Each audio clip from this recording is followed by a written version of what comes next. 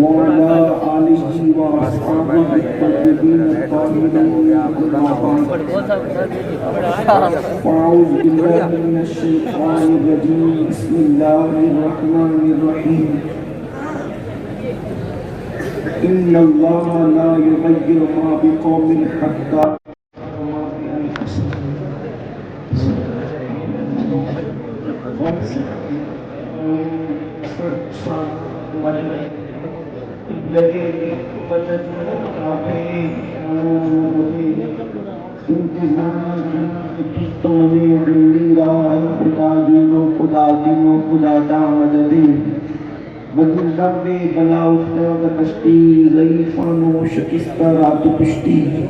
بہت کی خواجہ عثمان ہارون مدد کن یا معین الدین چشتی، مدد کن یا معین الدین چشتی، مدد کن یا معین الدین چشتی.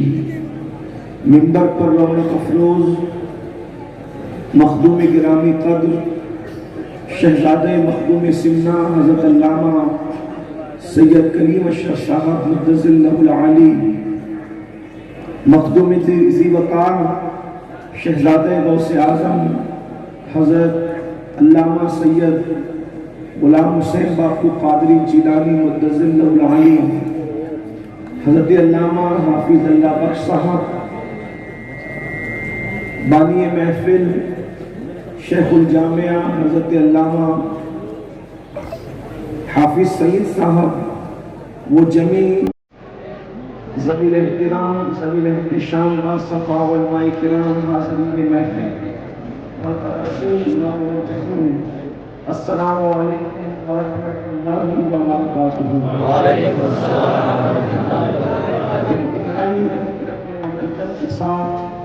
اپنے ساری کائنات کے مرکزی حقیقت حضرت سے بے کسی اور چار ساسری در بندہ غریبوں کے مانگوسان مفتوں کی سہولت یا اگرام تاجنان کرم و بغانی شفاعت سبی اسرم نوفی تانائے سبل مولائی کل فرقل مسلم مصرے سیدانی آمدامتی کن فقان ضد اللہ مطمون لفظ اللہ مطمون اول میں ماتانا وملکون آبوں کے جانوری استقلال نمائن اسفاجر مقبے ارشدادت خلاصر جائیان قدر مجدار حضور محمد مجتبہ محمد مصطفیٰ اللہم خلا صلی اللہ علیہ وآلہ وصحبہ وبارک وارگاہ کی بیکس پناہ میں جس طریقے سے فرعون اللہ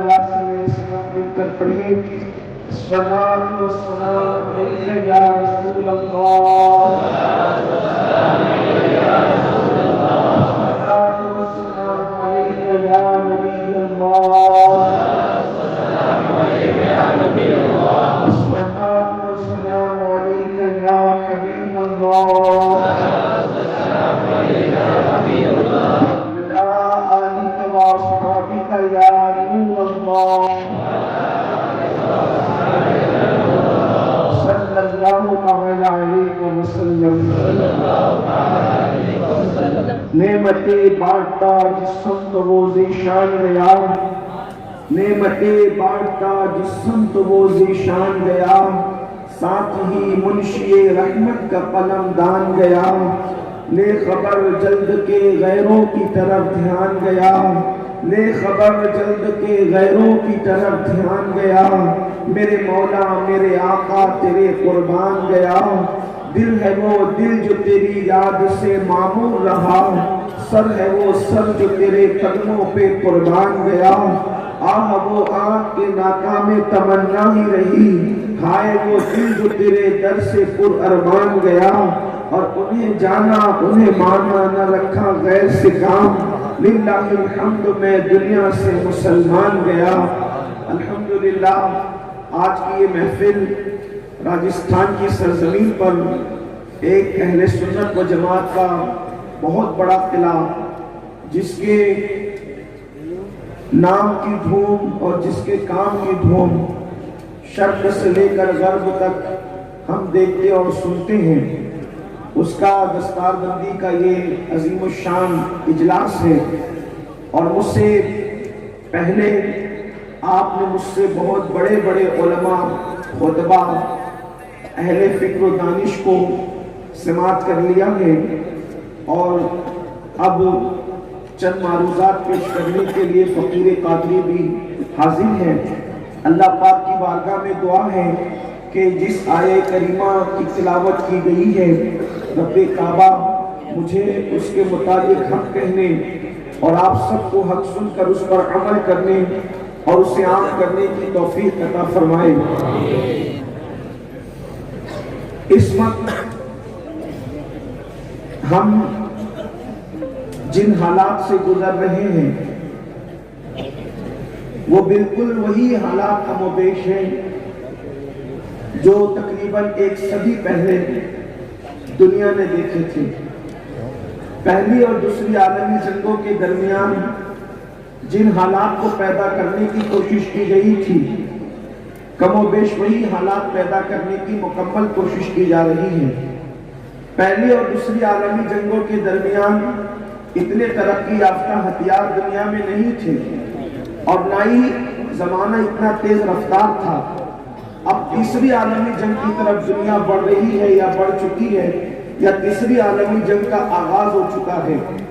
ایسے حالات کے اندر ہم اپنی زندگی کے شب و روز کو گزار رہے ہیں۔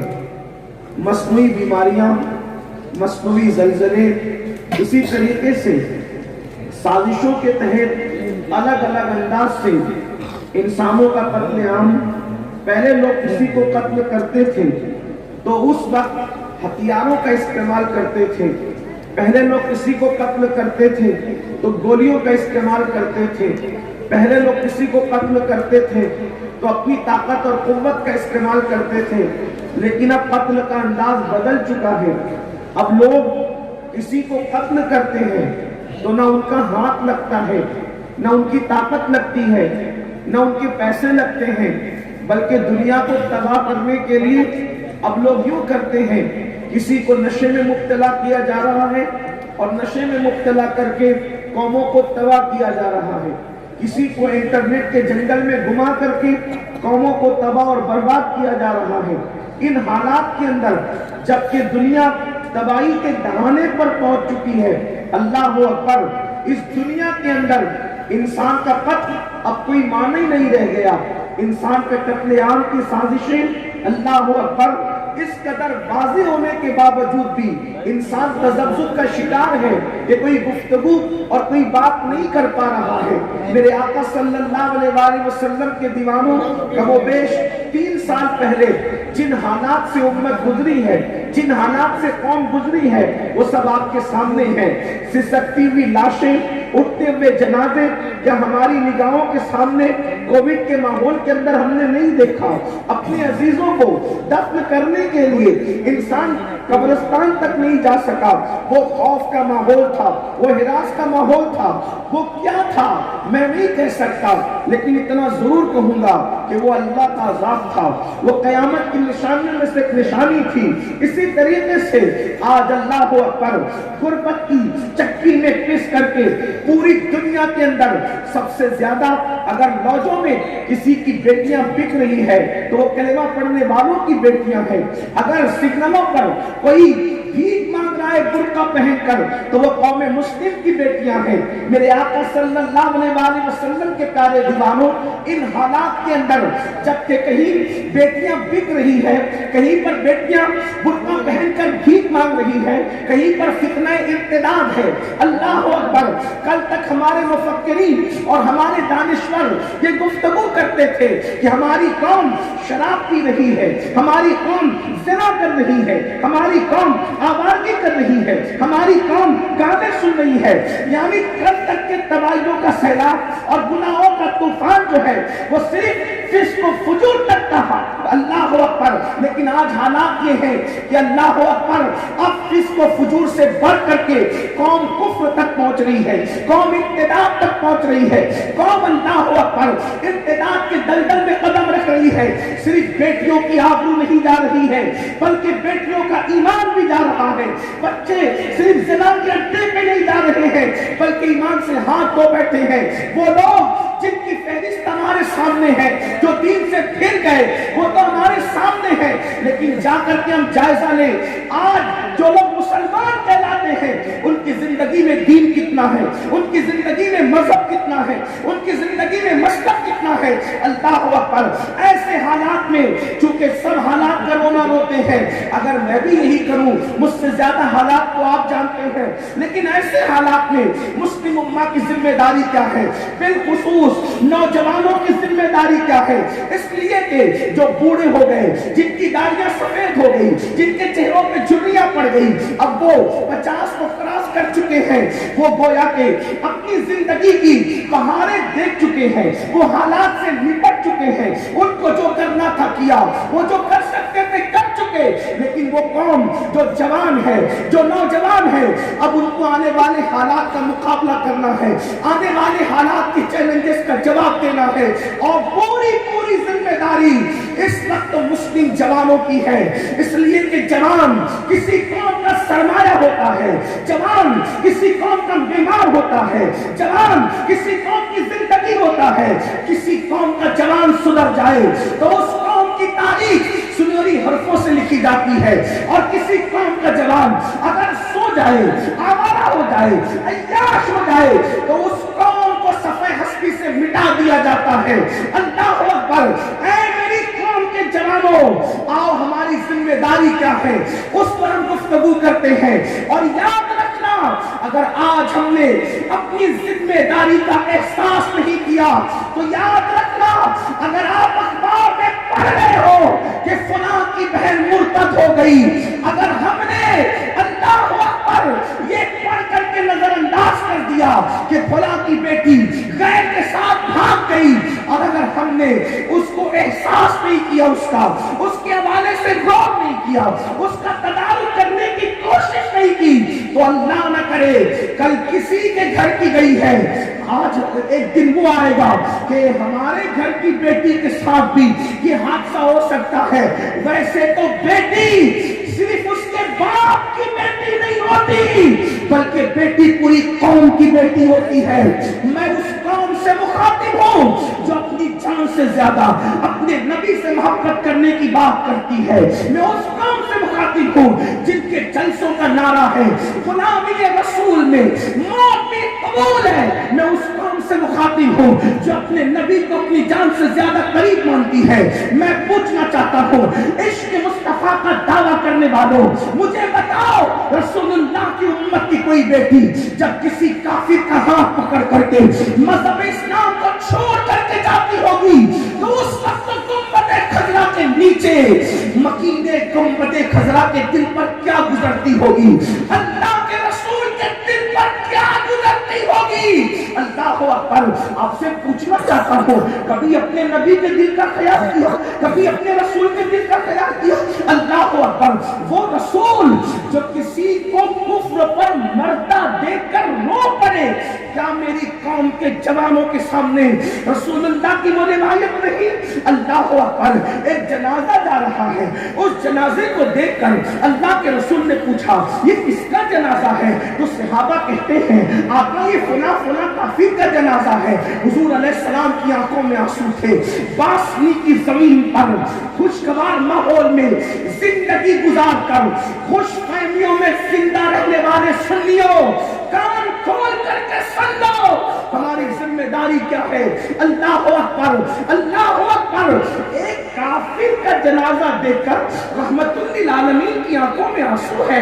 صحابہ کرام نے پوچھا یا رسول اللہ آپ کیوں رو رہے ہیں، رونے کی وجہ کیا ہے؟ تو میرے آقا علیہ الصلوۃ والتسلیم فرماتے ہیں اس تک میرا پیغام نہیں پہنچا، اس لیے یہ کافر مرا اور جہنمی ہو کر کے مرا۔ رونے کی وجہ یہ ہے کاش اس تک میرا پیغام پہنچ جاتا تو یہ جہنمی ہو کر مرنے کی بجائے جنتی ہو کر مرتا۔ مجھے بتاؤ جس تک کلمہ پیغام نہیں پہنچا، اس کے کفر پر حضور کو اتنا افسوس اور غم ہے۔ اور وہ بیٹی جو پیدائشی مسلمان تھی، وہ بیٹا جو پیدائشی مسلمان تھا، جب وہ مذہب اسلام کو ترک کر کے کسی اور کے دروازے پہ جاتا ہوگا تو رسول اللہ کے دل پر کیا گزرتی ہوگی، آقا کے قلب اطہر کی کیفیت کیا ہوتی ہوگی۔ اگر واقعی عشق مصطفیٰ ہے تو محسوس نہ کرو، کون محسوس کرے گا؟ وہ محسوس کرے گا جو پوری پوری رات نرم نرم گدوں پہ لیٹ کر زنا کے مناظر دیکھے گا، وہ محسوس کرے گا جو کانوں میں ایئر فون لگا کر کے گانے سنے گا، وہ محسوس کرے گا جو لڑکیوں کے ساتھ دوستی رچائے گا، وہ محسوس کرے گا جو کیمن کلبوں کے اندر کیمن کی گٹیاں کو اللہ اکبر الجھا رہا ہوگا اور اپنے وقت کو برباد کر رہا ہوگا۔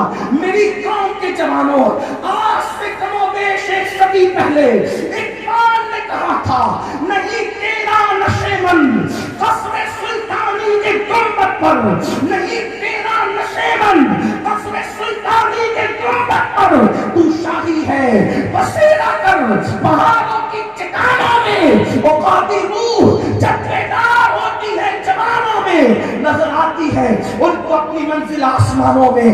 یاد رکھنا، اس امت کی تکلیف پر دل اگر نہیں دھڑکتا، کہیں ایسا تو نہیں کہ زبان پر عشق ہے اندر سے ہم خالی ہیں۔ زبان سے عشق رسول کا دعویٰ ہے، اندر عشق رسول نہیں ہے۔ میں یہ نہیں کہتا کہ آپ ایسے وہ ویسا وہ ویسا، اپنے آپ میں ڈوب کر سوچو، کیا صرف شربت کھچڑے اور کھیر والے عاشق ہو یا واقعی عشق والے؟ محبوب کا درد تو سوچو، محبوب کے دل کی سوچو، اسے غور تو کرو۔ جب مسلمان کی کوئی بیٹی لوج میں فروخت ہوتی ہوگی تو ہم تو کسی مردہ نبی کا کلمہ نہیں پڑھتے، ہم تو زندہ رسول کا کلمہ پڑھتے ہیں۔ اس وقت تو حضور کے دل پر کیا گزرتی ہوگی؟ اللہ کے حاتم تائی کی بیٹی کو بغیر چادر کے دیکھ کر وہ رسول تڑپ جائیں اور اپنی چادر سر پہ ڈال کر کے دنیا کو پیغام دیں کہ بیٹی کسی کی بھی ہو، بیٹی بیٹی ہوتی ہے۔ جو رسول کافر کی بیٹی کو بغیر چادر کے دیکھ کے تڑپ جائے، جب اسی رسول کی امت کی کوئی بچی غربت کی وجہ سے لاج میں بکتی ہوگی، اس وقت رسول اللہ کے دل پر کیا گزرتی ہوگی؟ ہماری ذمہ داری نہیں ہم قوم کے بارے میں سوچیں، ہماری ذمہ داری نہیں ہم امت کے بارے میں سوچیں، ہماری ذمہ داری نہیں ہم حالات کے بارے میں سوچیں۔ مسلمان کب تک آخر تو لڑتا رہے گا؟ کب تک آخر تو افتراق کا شکار رہے گا؟ کب تک تو صرف اپنی دال روٹی کی بات کرتا رہے گا؟ کب تک تو صرف اپنے نسب کی اور اپنے قبیلے کے اپنے خاندان کی بات کرتا رہے گا؟ ایک مسلمان تو بہت بلند ہوتا ہے ان مسائل سے۔ مسلمان کے لیے تو سب سے بڑا مسئلہ ایمان کا مسئلہ، عقیدے کا مسئلہ، مسلک کا مسئلہ سب سے اہم اس کے لیے ہوتا ہے۔ تو میری قوم کے جوانوں، چونکہ میرے پاس 1 گھنٹے کا ٹائم اور تقریباً میں سمجھتا ہوں کہ 20 منٹ سے زائد کا وقت نکل چکا، ہمیں کرنا کیا ہے ایسے حالات میں؟ تو دیکھیے، آج سے 1 صدی پہلے ایسے ہی حالات بنے تھے، لیکن آج تو حالات بدترین ہیں۔ ہم نے کیا کرنا ہے؟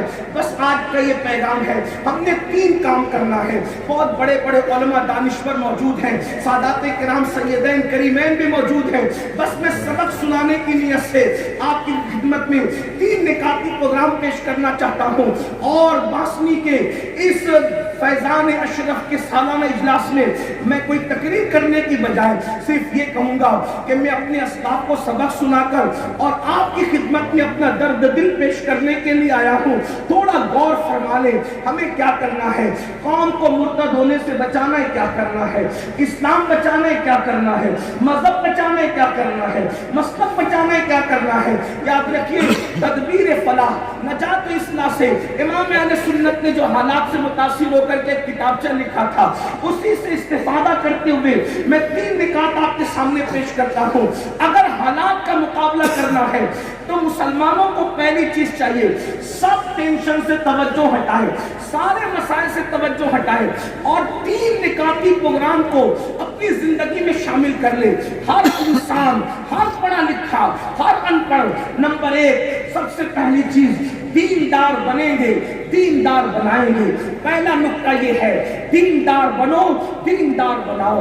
اب دیندار بنو، دیندار بناؤ کا دیندار بنو اور دیندار بناؤ کا مطلب کیا؟ دینداری سے میری مراد یہ نہیں کہ صرف آپ کے سر پہ ٹوپی ہو اور آپ کے چہرے پہ داڑھی ہو۔ معاف کیجیے گا، میں یہ دینداری کی بات نہیں کر رہا ہوں۔ نہ داڑھی سے مجھے انکار ہے، نہ ٹوپی سے مجھے انکار ہے، لیکن میں وہ دینداری کی بات نہیں کر رہا ہوں جو اور لوگ بھی بات کرتے ہیں رسمی طور پر۔ دینداری وہ دینداری جو صفہ کے چبوترے سے مصطفیٰ جان رحمت نے انسان سازی کا کام کر کے وہ جو چند دیندار دیے تھے جن کو دیکھ کر کے لوگ دین کو سمجھ لیا کرتے تھے، ایسے دیندار بننا ہے۔ آج میں آپ سے عرض کرنا چاہتا ہوں، لوگ اچھی عمارتوں سے متاثر ہو رہے ہیں، لیکن یہ مصطفیٰ جان رحمت کا معجزہ ہے۔ حضور نے اچھی عمارتیں بنانے کی بجائے حضور نے اچھے انسان امت کو عطا فرمائے۔ آپ مجھے بتاؤ، دنیا کی بڑی بڑی یونیورسٹیاں جہاں اے سی ہے، جہاں کمرے ہیں، جہاں گدے ہیں، کیا ان یونیورسٹیوں میں کوئی ابو بکر صدیق جیسا انسان آپ کو ملے گا جو صفہ کے چبوترے سے مصطفیٰ جان رحمت نے عطا فرمایا تھا؟ صدیق اکبر جیسا، فاروق اعظم جیسا، عثمان غنی جیسا، مولا علی جیسا، سعد و سعید جیسا، طلحہ و زبیر جیسا، عشرہ مبشرہ جیسا، خالد بن ولید جیسا، ابو عبیدہ جیسا، ابو ہریرہ جیسا، ابو ذر غفاری جیسا، دیندار انصاری جیسا، یہ وہ نفوس تھے لوگ جن کو دیکھ کر کے اسلام سمجھ لیا کرتے تھے اور کلمہ پڑھ کے مسلمان ہو جایا کرتے تھے۔ آج ہمارے پاس کیا دینداری ہے؟ بڑی معذرت کے ساتھ جو طبقہ دیندار کہلاتا ہے، اگر وہ دینداری ان میں تلاش کریں تو صحابہ کی زندگی میں تھی، کہاں ہے؟ کیا صحاح کی حدیث بھول گئے ہم؟ اللہ کے رسول علیہ السلام فرماتے ہیں، کامل مومن کی پہچان یہ ہے کہ جو اپنے لیے پسند کرتا ہے وہی اپنے مومن بھائی کے لیے پسند کرے۔ بتائیں کہ آپ کہاں ہے یہ دینداری؟ جب میں یہ پسند کرتا ہوں کہ کوئی میری غیبت نہ کرے تو مجھے یہی پسند کرنا چاہیے کہ میں کسی کی غیبت نہ کروں۔ یہ دینداری کہاں ہے؟ جب میں یہ پسند کرتا ہوں کہ میرا گھر جنت نشان بنے تو مجھے کسی کے گھر کی تباہی کے بارے میں سوچنے کی ضرورت کیا ہے؟ جب میں یہ پسند کرتا ہوں کہ میرے گھر میں آنگن میں کچرا نہ رہے تو مجھے یہی پسند کرنا چاہیے کہ کسی اور کے آنگن میں بھی کچرا میں نہ ڈالوں، کیونکہ حضور علیہ السلام فرماتے ہیں کامل مومن کی پہچان یہ ہے کیا جو اپنے لیے پسند کرتا ہے وہی اپنے مومن بھائی کے لیے۔ ایک روایت بڑی مشہور ہے، دیکھو کیسا حضور نے دیندار بنایا تھا۔ آج تو آدمی کا حال یہ ہے کہ دو آدمی ساتھ میں کھانا کھانے بیٹھے تو سامنے والے کے آگے اگر اچھا لقمہ ہے تو اس کی نظر چکنے پر آدمی اپنے آگے کھینچ لیتا ہے۔ یہ مسلمانوں کی پوزیشن ہے۔ اور کل مسلمان کا حال یہ تھا کہ اچھی بوٹی اگر خود کے سامنے ہوتی تو اس کی نظر چکنے پر اس کی آگے ڈھکیل دیا کرتا تھا تاکہ میرا بھائی کھا لے۔ ہم کہاں دینداری کی بات کرتے؟ چند رسومات تبلیغی جماعت کی نقل میں اگر آپ بھی کر بیٹھے تو مجھے بتائیں کون سا انقلاب ہم نے پیدا کرنا ہے؟ دینداری کس طرح کی دینداری تھی؟ حضور علیہ السلام نے کیسی دینداری پیدا کی تھی؟ مشہور روایت ہے، ایک جنگ ہے، اس جنگ کے اندر ایک شخص زخمی ہو کر زمین پہ گرتا ہے اور اس کو پیاس کی طرف شدت اس کی آواز کو بلند کرتی اور کہتی ہے العطش العطش۔ بار بار سن چکے ہو، صرف سننے کے لیے روایتیں؟ مجھے بتائیں مسلمانوں، میری قوم کے جوانوں، پیاس کی شدت ہے، ایک زخمی کی پیاس کیا ہوتی ہے؟ اللہ اکبر، وہ گرتا ہے اور اس کے پاس کوئی پانی پلانے والا پہنچتا ہے اور دوسرا زخمی گر کر کے العطش کی آواز لگاتا ہے تو وہ زخمی منہ ہٹا کر مشکیزے سے کہتا ہے مجھ سے زیادہ ضرورت میرے اس بھائی کو پانی کی ہے، جاؤ پہلے اسے پلاؤ۔ اس کے قریب پلانے والا پوچھتا ہے کہ تیسرا گرتا ہے اور وہ بھی العطش کی صدا لگاتا ہے، وہ منہ ہٹا کر کے کہتا ہے مجھ سے زیادہ ضرورت میرے اس بھائی کو ہے، جا اس کو پلاؤ۔ آپ سے پوچھنا چاہتا ہوں کیا یہ دینداری ہمارے اندر موجود ہے؟ آج تو حسد، جلن، بغض اور کینے کا یہ حال ہے کہ اگر کسی کی بیٹی کو اچھے رشتے آتے ہیں تو دوسرا سگا بھائی بھی گوارا نہیں کرتا کہ میرے بھائی کی بیٹی کو اتنے اچھے رشتے کیوں آتے ہیں۔ گھر کے اندر اگر ایک بھائی کو زیادہ بیٹے پیدا ہو رہے ہیں، بیٹے ہی بیٹے پیدا ہو رہے ہیں، تو دوسرے بھائی کو جلن ہوتی ہے، سگے بھائی کو، کہ اس کے اب بیٹے ہی کیوں پیدا ہو رہے ہیں۔ یہ صورتحال ہے۔ اب آپ سے پوچھنا چاہتا ہوں ہم کس دینداری کی بات کرتے ہیں؟ ایک وہ حال یہ تھا مسلمان اگر رستے سے تکلیف دینے والی چیز کو پڑا رستے میں پڑا دیکھتا اس کو ہٹا دیا کرتا تھا۔ صرف گوشت مچھلی والے اور داڑھی اور ٹوپی والے دیندار نہ بنو، ویسے دیندار بنو جیسا کہ آمینہ کے لال بنانے کے لیے آئے تھے۔ میں صرف اشارہ دے کر کے گزر رہا ہوں اس لیے کہ وقت میں قلت ہے۔ کیا آپ نے وہ دینداری نہ دیکھی؟ اللہ اکبر، اگر آج کھانے کے وقت سگا بھائی آ جائے تو دوسرا بھائی پلیٹ چھپا کر کے رکھ دیتا ہے، پھر جا کے بات کرتا ہے، رخصت کر کے پھر کھانے بیٹھتا ہے۔ اپنی دینداری کا حال کیا تھا مسلمانوں؟ ذرا توجہ تو کرو۔ اللہ اکبر، حالت یہ تھی ایک مرتبہ مہمان آئے، اختصار سے کام لیتے ہیں، صرف اشارہ دے رہا ہوں تفصیل نہیں۔ اللہ اکبر، مہمان آئے اور مہمانوں کو تقسیم کر دیا گیا۔ ایک مہمان بچا، ایک صحابی بچے، اور اس کے بعد مہمان کو ان کے حوالے کر دیا گیا۔ گھر میں کچھ نہیں تھا، فاقے سے تھے۔ بچوں کے لیے ایک آدمی کا کھانا لا کر بچوں میں دونوں کو تقسیم کر کے کھلانے کا پلان تھا۔ صحابی مہمان کو گھر لے کر کے گئے اور بیوی سے کہا رسول اللہ کا مہمان لایا ہوں۔ بیوی نے کہا آپ تو جانتے ہیں اللہ کی برکت ہے، گھر میں فاقہ ہے، بچوں کے لیے ایک آدمی کا کھانا قرض مانگ کے لائے تھے، دونوں کو کھلانے کا پلان تھا۔ اللہ اکبر، تو بیوی سے کہا کیا ہوگا؟ وہ کہا کوئی بات نہیں، فکر نہیں کریں، اللہ رب العزت کے مہمان گھر آئے، رسول اللہ کے مہمان گھر آئے، ایک کام کریں میں بچوں کو پہلا پھسلا کر کے سلا دوں گی، اگر خواتین موجود ہے تو ان کی توجہ چاہتا ہوں۔ آج کل کی عورت ہوتی وہ لڑکے کہتی نہیں آپ کے گھر میں کچھ نہیں، مہمان لائے کیسے؟ لیکن وہ خواتین ان کو بھی رسول اللہ کی تربیت نصیب تھی۔ اللہ اللہ، اس نے کہا میں بچوں کو پہلا پھسلا کر کے سلا دوں گی، مہمان کو کھانا کھلا دینا۔ اللہ اللہ، اس کے بعد وہ صحابی نے کہا ٹھیک ہے مہمان کو تو کھانا کھلا دیں گے، لیکن مہمان جب وہ یہ کہے گا نا کہ میں کھا رہا ہوں تو یہ بھی کھائیں، اور جب وہ کھائے گا ہم کھائیں گے تو کھانا تقسیم ہو جائے گا، دونوں کا پیٹ نہیں بھرے گا، تب کیا ہوگا؟ تو پھر خود ہی شوہر اپنی بیوی سے کہتے ہیں ایک کام کرنا، تم چراغ کی بتی کو بڑی کرنے کے بہانے سے آ جانا اور چراغ بجھا دینا، چراغ بجھ جائے گا، ہم وہ ہاتھ اٹھا کر منہ میں ڈالتے رہیں گے، خالی ہاتھ منہ چلاتے رہیں گے، مہمان سمجھے گا ہم کھانا کھا رہے ہیں اور مہمان کا پیٹ بھر جائے گا، ہم بھی پانی پی کے اللہ کا شکر کر کے سو جائیں گے، تم بھی شکر کرتے ہوئے سو جانا، کم سے کم رسول اللہ کے مہمان کا پیٹ تو بھر جائے گا۔ اور یہی ہوا نا، اللہ اکبر، سامنے ایک مہمان کو کھانا کھلانے کے لیے پورا گھر بھوکا سو رہا ہے۔ یہ ہماری دینداری تھی مسلمانوں۔ آپ سے پوچھنا چاہتا ہوں آج چند سکوں کے وقت مسلمان کسی کا قتل کر رہا ہے، آج چند پیسوں کے وقت کسی کی آبرو سے کھیلا جا رہا ہے، اور جب صبح ہوتی ہے تو اس کا انعام کیا ملتا ہے؟ اللہ کے رسول فرماتے ہیں تمہاری میزبانی کو اللہ نے دیکھ لیا اور اللہ نے تمہیں جنت کی بشارت عطا فرمائی۔ آپ سے پوچھنا چاہتا ہوں تو دیندار بنو، دیندار بنو۔ آج ہمارے گھروں میں دین نہیں، ہماری بیٹیاں آدھی استی میں کپڑے پہن لی، کن کے جو ہر سال عمرہ کو جا رہے ہیں، ہر سال حج کو جا رہے ہیں، ان کے گھر کی دینداری کا نہیں جی مولانا اپنا دیندار بننا بس کافی ہے، نہیں، ہمارا دیندار بننا کافی نہیں ہے۔ عبادتیں منہ پہ مار دی جائے گی اگر آپ نے اپنے بچوں کو دیندار بنانا۔ آپ کو چہرے میں بڑی خوبصورت داڑھی رکھی ہے، جوان بیٹے کا داڑھی رکھنا آپ کو خود پسند نہیں ہے، معاذ اللہ، ابھی نمت رکھنا، تھوڑا سا ابھی شادی ہو جائے اس کے بعد رکھنا، تھوڑی سی عمر ڈل جائے، یہ نہیں۔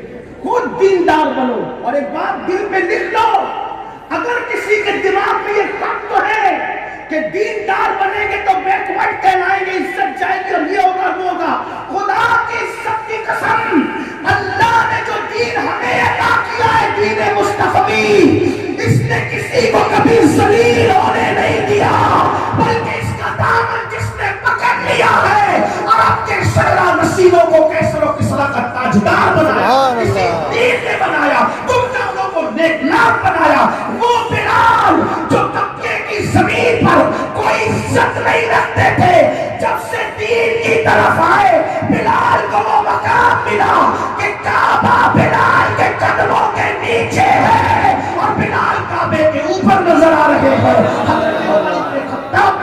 شخصیت انہیں یا سیدنا بلال کہہ کر کے پکار رہے ہیں. تو دینداری وہ ہے. ایک بات اس سے متعلق عرض کر دوں, آپ جانتے ہیں صحابہ کو یہ احساس تھا, کیا احساس تھا, کہ دین سے ہمیں عزت ملی. جب حضرت فاروق اعظم بیت المقدس گئے, کس طرح گئے؟ مشہور واقعہ وہ بھی, ایک اونٹ پر بیٹھ کر غلام کے ساتھ, باری باری تھی, واقعہ آپ جانتے ہیں, اس کو بیان کرنا مقصود اشارہ. اور جب سامنے نالا آ گیا, پھٹے ہوئے موزے کندھے پہ ڈالے, سامنے کی طرف پورا مجمع استقبال کرنے کے لیے کھڑا ہے. مسلمان غیر مسلم سب کھڑے. بھئی ہم جہاں پہلی مرتبہ جائیں تو کتنے سوار کر ہم جاتے, کرنا بھی چاہیے. اللہ جمیل یحب الجمال, زینت کوئی منع نہیں ہے, لیکن صحابہ کی فکر دیکھو. پھٹے ہوئے جوتے کندھے پہ ڈال دی, پھٹے ہوئے کپڑے پیونوا. امیر المومنین 22 لاکھ مربع میل پر حکومت کرنے والا امیر المومنین پیون والے لباس پر بیت المقدس آیا ہے. یہود و نصارہ سب دیکھ رہے مسلمان. حضرت ابو عبیدہ ابن الجراح اور حضرت خالد بن ولید کانوں میں بات کر رہے ہیں, امیر کیا کر رہے ہیں. پہلے تو پھٹے موزے پہنے تھے, ایک سواری پر آئے تھے, اس کو بھی پانی کی وجہ سے کندھے پہ ڈالا تو چھپے ہوئے پھٹے موزے ظاہر ہو گئے. پیون والا لباس ہے. جب ادھر گئے تو خاموشی سے ابو عبیدہ ابن الجراح نے کہا, امیر المومنین یہ سب آپ کو دیکھنے آئے ہیں, کاش کہ آپ کوئی کر و فر سے آتے. پھٹے موزے اور یہ حالت. فاروق اعظم نے کنکر اٹھائی, وہ تو فاروق اعظم تھے, اٹھائی کنکر اور پھینک کر کے مارا. فرمایا رسول اللہ کے مثال کو, ابھی زیادہ وقت بھی نہیں گزرا, لوگ ایسی دنیا داری کی باتیں کرنے لگے. فرمایا تمہارا کیا گمان ہے کہ ہمیں کپڑوں کی وجہ سے اور سواریوں کی وجہ سے عزت ملی؟ واللہ ہمیں کپڑے اور سواریوں سے عزت نہیں, بلکہ اللہ کے دین کی وجہ سے عزت ملی ہے, اور آمنہ کے لال کی غلامی کی وجہ سے عزت ملی. تو یاد رکھنا, یہ دین نیچے گرنے نہیں دیتا, یہ دین اوپر اٹھانے کے لیے ہے. اس لیے دین پر عمل کرنے میں کبھی مت شرمانا. ایئرپورٹ ہو, ریلوے اسٹیشن ہو, کہیں ہمیں شرمانے کی ضرورت نہیں ہے. شرماتا وہ ہے جہاں کجی ہوتی ہے, کمی ہوتی ہے. واللہ سارے مذاہب کی تعلیمات کو سامنے رکھو اور ہمارے مذہب کی تعلیم کو سامنے رکھو. خدا کی عزت کی قسم, نہیں سب پر سب سے زیادہ حسین تعلیم تمہارے مذہب کی ہو تو پھر کہنا یہ تو ہماری اپنی جہالت ہے کہ ہم نے دین پڑھا نہیں ہے. تو دیندار بنو, دیندار بناؤ, نمبر 1. نمبر 2, مالدار بنو, مالدار بناؤ. اب آپ کہیں گے کہ آپ بھی دنیا داری پر آ گئے نا, کیونکہ اللہ کے رسول علیہ السلام کی حدیث پاک کا مفہوم ہے کہ غربت انسان کو کبھی کبھی کفر تک لے جاتی ہے. غربت سے نکلو.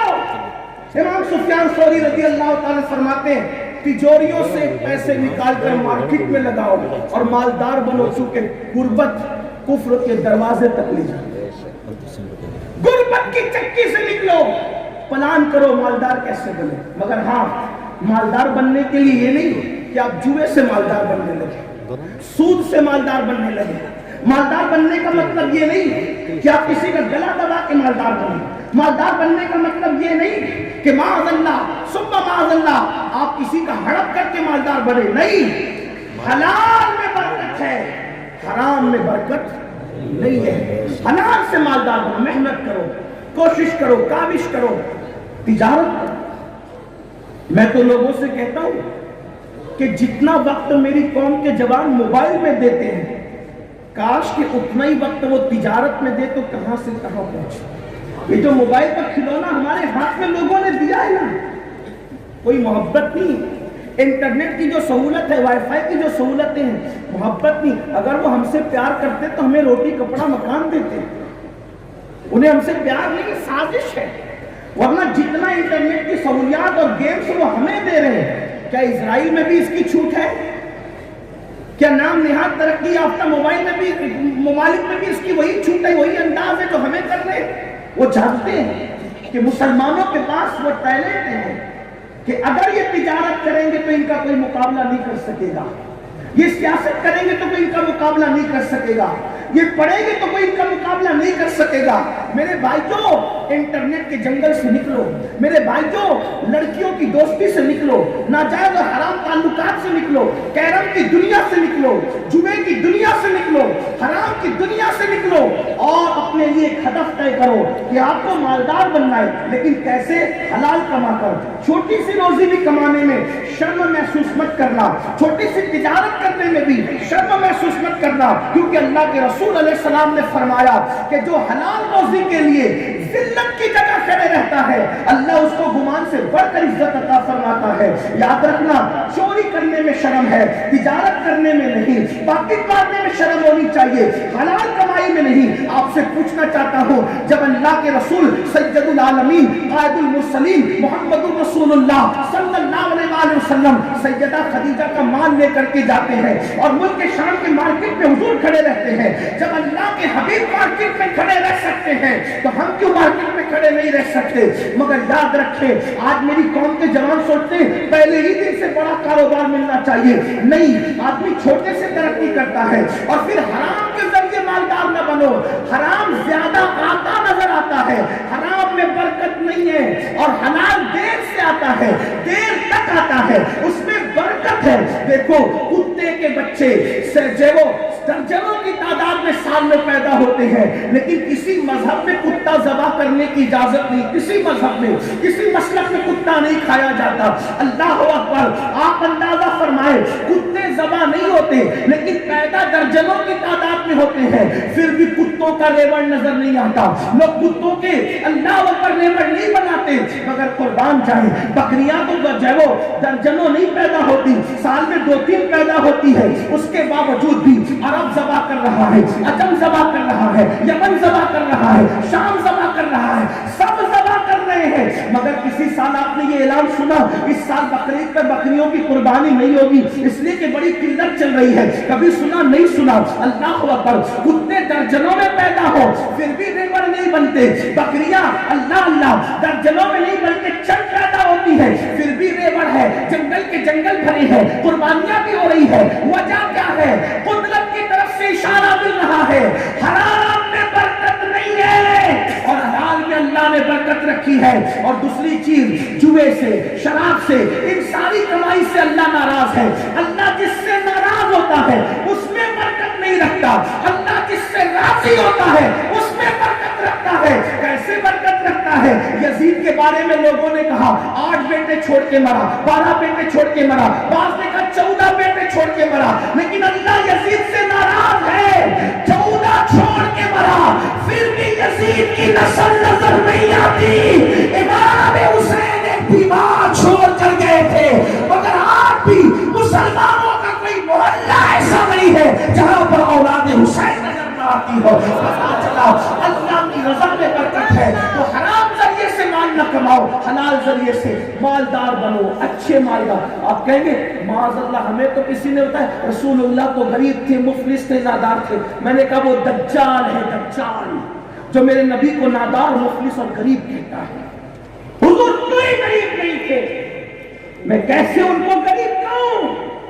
کیونکہ کسی کا مال کا حال یہ ہے کہ کوئی زمین کا مالک، جائیداد کا مالک، کوئی گھر کا مالک، کوئی گاؤں کا مالک، کوئی ریاست کا مالک، کوئی ملک کا مالک، لیکن میرے نبی کی مال کی اور دولت کی حالت تو یہ ہے کہ اللہ رب العزت نے ان کو زمینوں کا بھی مالک بنایا، آسمانوں کا بھی مالک بنایا، عرش کا بھی مالک بنایا، جنت کا بھی مالک بنایا، بلکہ میرے امام تو یہاں تک کہتے ہیں خالق کل نے آپ کو مالک کل بنا دیا، دونوں جہاں ہے آپ کے قبضہ و اختیار میں۔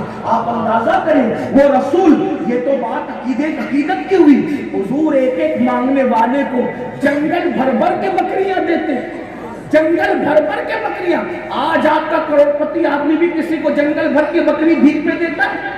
مانگنے والے آتے درہم و دینار اتنے دیتے ہیں کہ مانگنے والا کہتا ہے یا رسول اللہ مجھ سے اٹھایا نہیں جاتا، تو اللہ کے رسول فرماتے کوئی بات نہیں، اگر مجھ سے اٹھایا نہیں جاتا تو اٹھانے کے لیے میں تجھے غلام بھی عطا کرتا ہوں۔ تو لوگ اعلان کرتے ہوئے جاتے ہیں لوگوں اگر مسلمان ہو جاؤ گے تو محمد عربی تمہیں مالا مال فرما دیں گے، اگر مالا مال ہونا ہے تو مسلمان پریشان ہو جاؤ. آپ سے پوچھنا چاہتا ہوں اور علماء سے پوچھے, اللہ کے رسول علیہ السلام کی آمدنی لاکھوں میں تھی, ظاہری درہم و دینار کی آمدنی لاکھوں میں تھی.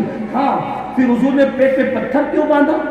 یہی خاص بات. پیٹ پہ پتھر کیوں باندھا؟ اس لیے باندھا کہ وہ غریبوں کے بھی نبی تھے اور وہ مالداروں کے بھی نبی تھے. پیٹ پہ اس لیے پتھر باندھا تاکہ ہم جیسے غریبوں کی غربت پر اپنی سنت کا پردہ ڈال دیں. اگر ہمیں کوئی فاقے میں دیکھے تو کوئی یہ نہ کہے کہ دیکھو اس کی اوقات یہ ایک بھوکا مر رہا ہے, بلکہ فاقے میں دیکھ کر لوگ کہیں کہ 1400 سال کے بعد آج بھی اپنے نبی کی سنت پہ عمل کر رہا ہے. اور بکری کا گوشت اس لیے کھایا تاکہ بکری کا گوشت کھانے والوں کو کوئی مغرور فرعون اور نمرود سے تشبیہ نہ دے. بکری کا گوشت اس لیے کھایا تاکہ آدھا کھانا کھانا بھی مالداروں کے لیے سنت ہو جائے, کوئی ان کو بھی تانا نہ دے. پیمن کا اس لیے کہنا تاکہ غریبوں کے لیے سنت ہو جائے. اور ایک ایک جبہ کبھی یمن کا پہن رہے, کبھی شام کا پہن رہے, بلکہ یہاں تک سیرت نگاروں نے لکھا 27 اونٹ دے کر میرے نبی نے ایک ایک جبہ بھی خریدا. 27 اونٹ دے کر. اگر ایک اونٹ کی قیمت 40-50 ہزار بھی پکڑ لیں تو 5 لاکھ سے اوپر جاتی ہے نا قیمت, آپ بلکہ اور بھی زیادہ جاتی ہے. اندازہ فرمائے مسلمانوں, غور کرو. اور اگر 20 ہزار کا ہی پکڑ لیں تو بھی بڑی قیمت ہوتی ہے. تو حضور علیہ السلام نے 27 اونٹ دے کر بھی لباس پہنا. پھر دیکھیں, امام اعظم تاجر ہے, غوث اعظم تاجر ہے. آپ ذرا غور تو کریں, سرکار غوث پاک کے دور میں ان سے بڑا روحانیت کا کوئی تاجدار نہیں تھا, تو جیسے ان سے بڑا کوئی روحانیت کا تاجدار نہیں تھا, غوث پاک سے بڑا کوئی مالدار بھی نہیں تھا. پورے بغداد میں اتنے قیمتی پہنتے تھے کہ اتنا قیمتی لباس بادشاہ وقت کو بھی میسر نہیں آتا تھا. تو مالدار بنیے, محنت کیجیے, کاوش کیجیے. اور تیسری اور آخری بات, دیندار بنو, مالدار بنو. اور آخری بات یہ ہے تیسری کہ خود بھی پڑھو اور دوسروں کو بھی پڑھو. ایجوکیشن پر محنت کرو, تعلیم کو عام کرو. کوئی ان پڑھ نہ رہے, کوئی ان پڑھ نہ رہے, کوئی ڈگری لیس نہ رہے, کوئی جاہل نہ رہے. پڑھو, خوب پڑھو, بچوں کو پڑھاؤ. بلکہ اگر آدھی روٹی کھانا پڑے تو آدھی روٹی کھاؤ, اپنے بچوں کو پڑھاؤ. مائیں اگر محنت کرنا پڑے تو محنت کرے, اپنے بچوں کو پڑھائے.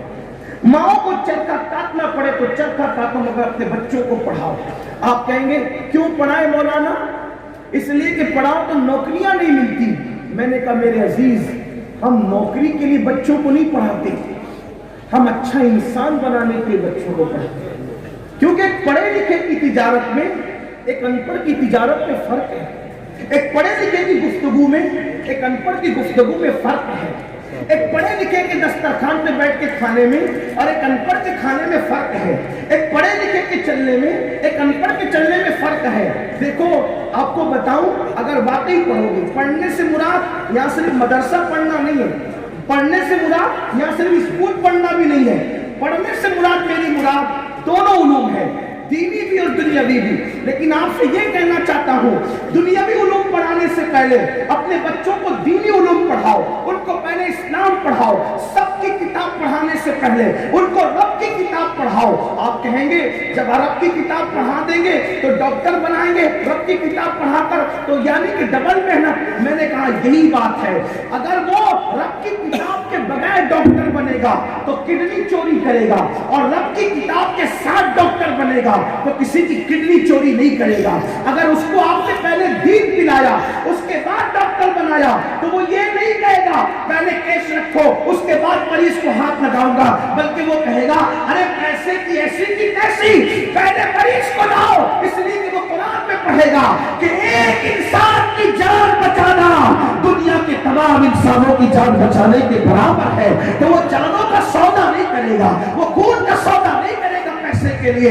اس لیے اگر وہ انجینئر بنے گا, دین کے ساتھ انجینئر بنے گا, تو کیا ہوگا, وہ اتنا ہی سیمنٹ ملائے گا جتنا اس نے وعدہ کیا ہے, اس سے کم نہیں ملائے گا. ورنہ انجینئر حضرات کا حال کیا آپ جانتے ہیں, جو طے ہوتا ہے اس سے کم کر کے لوگ کرتے ہیں, اور پھر بیج جو ہے ہے جس کی 100 سال کی گارنٹی ہوتی ہے، 10 سال میں گرتا ہے، برج بھی گرا، لوگ بھی مر گئے. یہ حالت ہوتی ہے. یہ کیوں ہے؟ دین سے دوری ہے. ڈاکٹر بناؤ، انجینئر بناؤ، IAS بناؤ، IPS بناؤ، انگلش اسکولیں قائم کرو، اسکول انگلش ہو، میڈیم جیبل انگلش ہو، لیکن نظام مصطفیٰ ہو، عشق مصطفیٰ ہو، عشق مصطفیٰ کے سائے میں انگریزی تعلیم ہو، محبت رسول کے سائے میں، عشق رسول کے سائے میں انگریزی تعلیم ہو، تاکہ بچے کو کوئی بگاڑ نہ سکے. تو تعلیم کی طرف ہمیں محنت کرنا ہے. لیکن بڑی معذرت کے ساتھ آج کل کیا ہو گیا، لوگ کہتے ہیں مولانا کیا کریں گے پڑھا کے. میں نے کہا یہی تو بات ہے.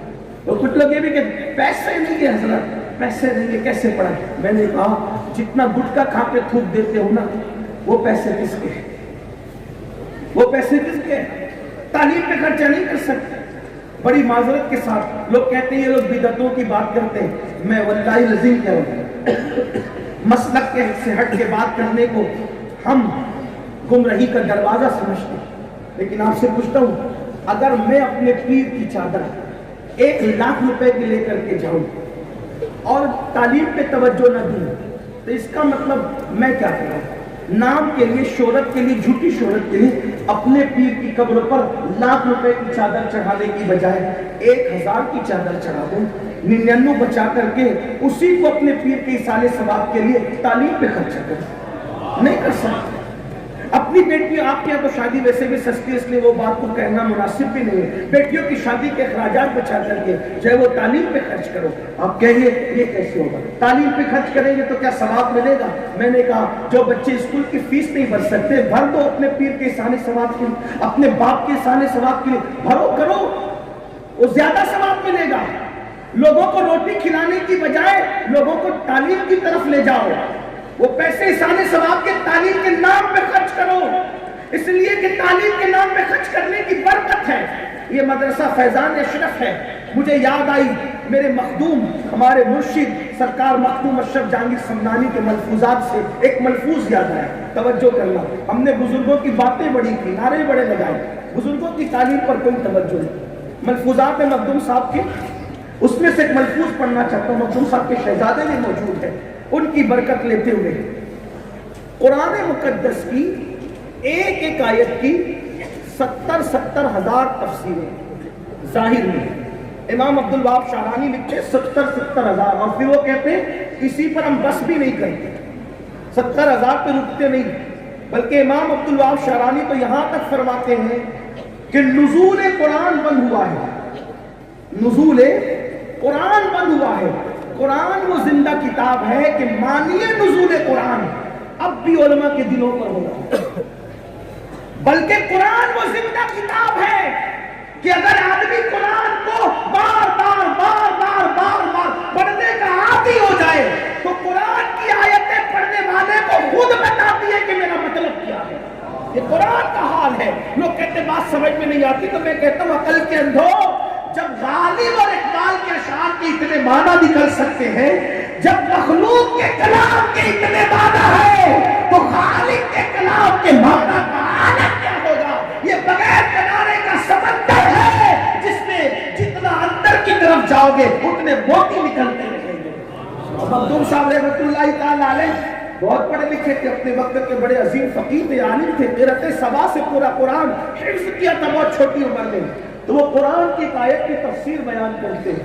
آیت ہے سورۃ النبا کی آخری آیت. اللہ فرماتا ہے وَيَقُولُ الْكَافِرُ يَا لَيْتَنِي كُنْتُ تُرَابًا.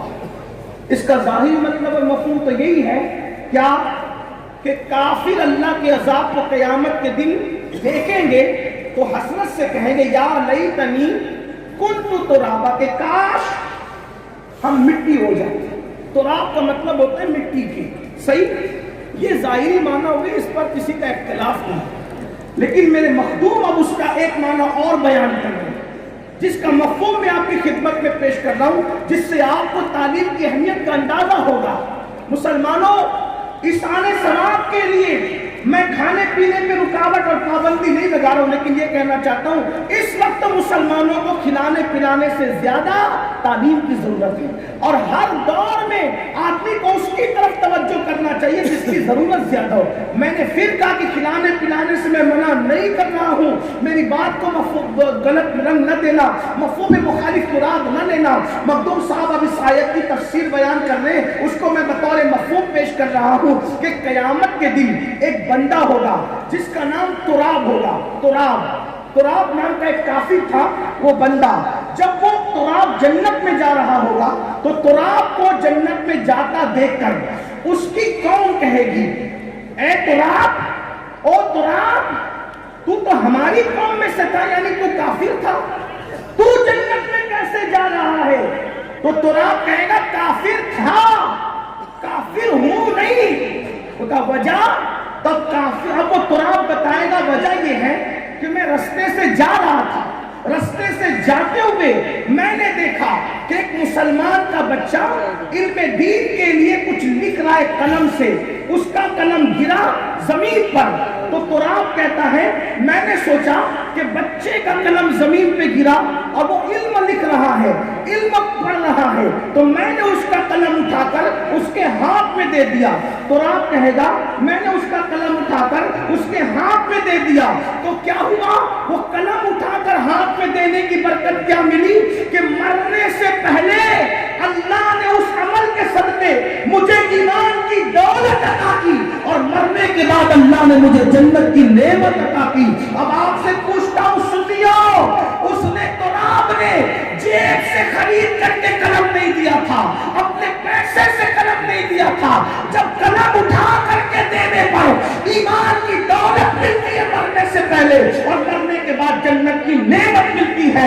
تو اگر ہم اپنی محنت کی کمائی سے ان مدرسوں کو، ان اسکولوں کو، ان یونیورسٹیوں کو مضبوط کریں گے اور اپنی قوم کو بلندی پر لے جائیں گے تو اس وقت اللہ ہمیں کتنا اجر عطا فرمائے گا، اللہ ہمیں کتنا نوازے گا۔ یہ ہمارے بزرگوں کی فکر ہے، اس لیے میری گزارش ہے تعلیم پر توجہ دی جائے۔ ڈاکٹر بھی بناؤ تو صرف BA مت بناؤ، بلکہ ڈاکٹر بناؤ تو اعلیٰ ڈگریاں دلاؤ، اپنے بچوں کو اسکول میں بھی اعلیٰ ڈگریاں دلاؤ، مدرسوں میں بھی اعلیٰ ڈگریاں دلاؤ۔ کیا وہ دور نہیں آ سکتا کہ اورنگزیب اکھنڈ بھارت کا بادشاہ ہو کر دلی کی جامع مسجد میں تراویح پڑھاتے ہیں؟ تو اللہ اکبر، جب بادشاہ مسجد میں تراویح پڑھا سکتا ہے تو وکیل مسجد میں تراویح کیوں نہیں پڑھا سکتا؟ ڈاکٹر مسجد میں تراویح کیوں نہیں پڑھا سکتا؟ IAS اور IPS جو مسجدوں میں تراویح کیوں نہیں پڑھا سکتا؟ اللہ اکبر، جب امام اعظم تجارت کر سکتے ہیں تو کیا ہمارے علماء تجارت نہیں کر سکتے؟ آپ جانتے ہیں امام اعظم ابو حنیفہ اتنے مالدار تھے کہ بغداد معلیٰ میں جتنے علماء اور سادات تھے ان علماء میں سے 80% کے گھر کے اخراجات امام اعظم ابو حنیفہ کے اخراجات سے پورے ہوا کرتے تھے۔ شیخ ابو زورہ مصری کی کتاب اٹھا کر آپ دیکھیں، آپ کو پتا چلے گا کہ کتنے مالدار تھے۔ بلکہ آپ کو بتاؤں، ایک دین پڑھے لکھے تاجر اور دین نہ جاننے والے تاجر کی فکر میں کیا فرق ہے، توجہ کرنا۔ ایک مرتبہ ایک تاجر تھا بغداد کا، ایک تاجر تھے، اس تاجر کے پاس ایک بڑھیا آئی اور وہ بڑھیا آ کر کے کہتی ہے اے تاجر، یہ تاکہ کپڑے کا مجھے پسند آ گیا ہے، لیکن ایمانداری سے بول، تجھے جتنے میں پڑا اتنے میں مجھے دے دے۔ تاجر کے پاس بڑھیا آ کر کپڑے کا تاکہ پسند کرتی ہے اور کہتی ایمانداری سے، ایمان کی بات، جتنے میں تجھے پڑا اتنے میں مجھے دے دے۔ اس تاجر نے کہا بڑی اماں پھر یہ 4 درہم میں آپ لے جائیں۔ بڑی بی کو غصہ آیا، اگر نہ دینا ہو تو نہ دیتے، میرا مذاق کیوں اڑا رہے ہو؟ اس تاجر نے کہا بڑی اماں مذاق نہیں کر رہا ہوں، 4 درہم میں لے جاؤ۔ وہ کہا 4 درہم میں کوئی کپڑے کا تاکہ ملتا ہے؟ تو اس تاجر نے فرمایا بڑی اماں 4 درہم میں کپڑے کا پورا تاکہ نہیں ملتا، لیکن آپ نے کہا نا ایمانداری سے بول، تجھے کتنے میں پڑا اتنے ہی میں مجھے دے دے۔ تو کہا میں نے 1 تاکہ نہیں خریدا تھا، میں نے 2 تاکے کپڑے کے ایک ساتھ خریدے تھے اور اس کی قیمت 20 درہم تھی۔ تو تو چونکہ 20 درہم کی میں نے 2 تاکے خریدے تو 10 کے پڑے، لیکن ایک تاکہ میں نے 16 کا بیچ دیا. جب 16 کا بیچ دیا تو یہ مجھے کتنے میں پڑا؟ یہ 4 درہم میں پڑا. اور تم نے کہا ایمانداری سے بول جتنے میں پڑا اتنے میں دے دے. تو میں 6 درہم کے لیے بڑی اماں ایمان کا سودا نہیں کر سکتا. جب تو نے ایمان کی دہائی دی اور تو جتنے میں پڑا اتنے میں دے دے تو میں 4 درہم میں تمہیں دیتا ہوں. آپ جانتے ہیں وہ کون تاجر تھا بغداد کا جس نے ایمان کا اتنا خیال کیا، پیسوں کا خیال نہ کیا؟ اسی تاجر کو دنیا کروڑوں حنفیوں کے امام اعظم ابو حنیفہ کے نام سے یاد کرتی ہے. یہ دینداروں میں اور بے دینوں میں فرق ہے. دین پڑھے لکھوں میں اور امیروں میں فرق ہے. اور آج 250 روپے کی چپل بیچنے کے لیے لوگ اللہ کی جھوٹی قسم کھاتے ہیں. آج کا قصاب گوشت بیچنے کے لیے 150-200 روپے کا 400 روپے کا گوشت بیچنے کے لیے اللہ کی جھوٹی قسم کھاتا ہے. آپ سے پوچھنا چاہتا ہوں، اللہ کی جھوٹی قسم کھا رہا ہے چپل بیچنے کے لیے، سبزی بیچنے کے لیے، وجہ دین اس کے پاس نہیں ہے، علم اس کے پاس نہیں ہے. تو مسلمانوں اسی لیے تباہی ہے، بربادی ہے. حدیث قدسی میں اللہ فرماتا ہے جو میرے نام کی جھوٹی قسم کھائے گا میں اس کی 7 پشتوں پہ لعنت کرتا ہوں. آج تو جھوٹی قسم کھانا کوئی گناہ ہی نہیں ہے. ابن حجر کی الزواجر اٹھا کر کے دیکھو، آپ کو پتا چلے گا جھوٹی قسم کا وبال کیا ہے. بلکہ اللہ اکبر، ابن حجر تو یہاں تک لکھتے ہیں آج آدمی جھوٹ بول رہا ہے، غیبت کر رہا ہے، قتل کر رہا ہے، حرام کما رہا ہے. کیوں؟ میرے بچے سکون سے رہے، میرے بچے سکون سے رہے، میرے بچے سکون سے رہے. اللہ پاک حدیث قدسی میں ارشاد فرماتا ہے، اس بات کو توریت میں بھی لکھا گیا ہے. اللہ فرماتا ہے جب کوئی میرا بندہ نیک عمل کرتا ہے تو میں اس سے پیار کرنے لگتا ہوں، اس سے محبت کرنے لگتا ہوں، اور پھر اس کو اتنی برکت عطا کرتا ہوں کہ وہ برکت میری کبھی ختم نہیں ہوتی. اور پھر اللہ فرماتا ہے جب کوئی میری نافرمانی کرتا ہے، جب کوئی میری نافرمانی کرتا ہے، جب کوئی میری نافرمانی کرتا ہے تو اللہ فرماتا ہے میں اس کو اپنا دشمن بنا لیتا ہوں، اس سے دشمنی کرتا ہوں، اور جس سے دشمنی کرتا ہوں اس کے گناہ کی وجہ سے اس پہ لعنت کرتا ہوں، اور میری لعنت اس کی 7 پشتوں تک پہنچتی رہتی ہے. اپنے بچوں سے پیار نہیں، اپنے بچوں سے محبت نہیں، اپنی آنے والی نسلوں سے محبت نہیں. کیوں گناہ کرتے ہیں؟ کیوں جھوٹی قسم کھاتے ہیں؟ کیوں پاپ کرتے ہیں؟ اگر جرائم کرو گے بچوں کو نرم گدے تو دے سکتے، سکون نہیں دے سکتے. آرام تو دے سکتے ہو، سکون نہیں دے. دیکھو آرام اور سکون میں فرق ہے. لوگوں نے آرام ہی کو سکون سمجھا اور سکون ہی کو آرام سمجھا. غلط بات ہے. کرسی میں بیٹھنے سے آرام ملتا ہے، سکون نہیں ملتا. نرم گدوں میں بیٹھنے سے آرام ملتا ہے، سکون نہیں ملتا. روح افزا پینے سے آرام ملتا ہے، سکون نہیں ملتا. اگر سکون کب ملتا ہے؟ میں نے کہا نرم گدوں سے سکون نہیں ملتا، سکون حلال کمائی سے ملتا ہے. ظلم کرنے سے سکون نہیں ملتا، ظالم کا پنجہ موڑنے سے سکون ملتا ہے. زمین پہ کانٹے بچھانے سے سکون نہیں ملتا، کانٹے اٹھانے سے سکون ملتا ہے. سکون کا گدوں سے تعلق نہیں ہے، سکون کا تعلق رضائے الہی سے ہے.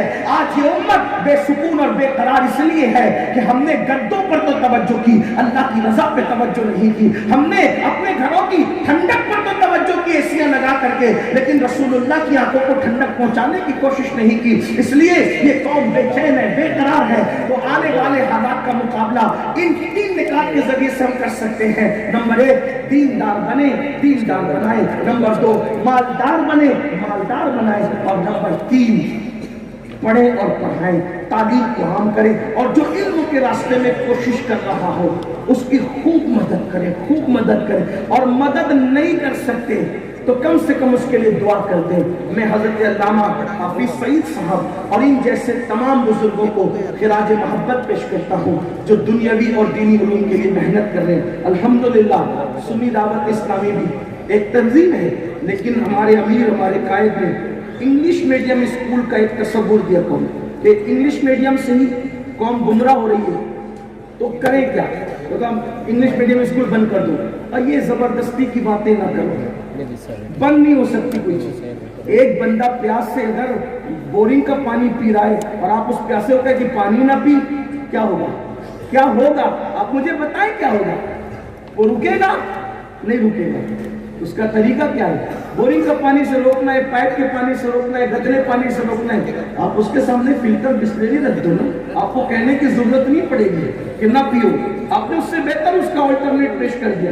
اسلام منع کرنے کی بجائے آلٹرنیٹ پیش کرتا ہے. دیکھیں آپ، جب انسان کو آلٹرنیٹ مل جاتا ہے تو آدمی خود بخود مانتا ہے. مثال کے طور پر آپ غور کریں، جب لوگ کافر تھے لات و حبل کے نام سے کام شروع کرتے تھے، توجہ آپ کی، لیکن حضور علیہ السلام نے حکمت سے کیا عطا فرمایا؟